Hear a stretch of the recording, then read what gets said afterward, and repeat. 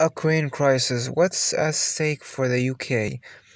Foreign Secretary Liz Truss met the NATO General Secretary this week. Britain, like other Western powers, is coming to Ukraine's aid, is threatening economic sanctions against Russia if it invades. It's providing Ukraine with anti-tank weapons and armored vehicles. It's promising to deploy British forces to Eastern European members of the NATO military alliance if Russian troops cross Ukraine's borders.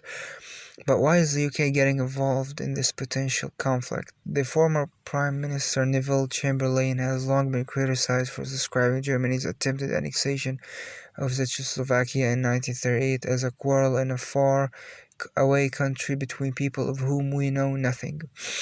But his remark lives on as a challenge to all policymakers thinking about whether to engage diplomatically and even militarily in a potential conflict between two foreign countries. The consequences can be far-reaching. Here's why the UK is worrying about the standoff between Russia and Ukraine. Proximity. Proximity.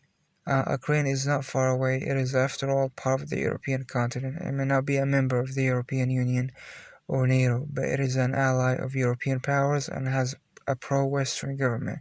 Like most of the rest of Europe, it is a democracy. Most of its people do not want their country to become part of Russia, and it has close links to the UK. After 2,000 anti-tank weapons were delivered last week and 30 British troops arrived to teach Ukrainian forces how to use them, the phrase "God save the Queen" began trending on Twitter in Ukraine. Some bars and restaurants in Kiev were offering free drinks to anyone who had a UK passport. Legal obligations. The UK has a legal duty to defend Ukraine's territorial integrity. In 1994, the UK, along with the US, signed a memorandum at an international conference in Budapest promising to respect the independence and sovereignty and the existing borders of Ukraine. They also promised to provide assistance to Ukraine if it should become a victim of an act of aggression.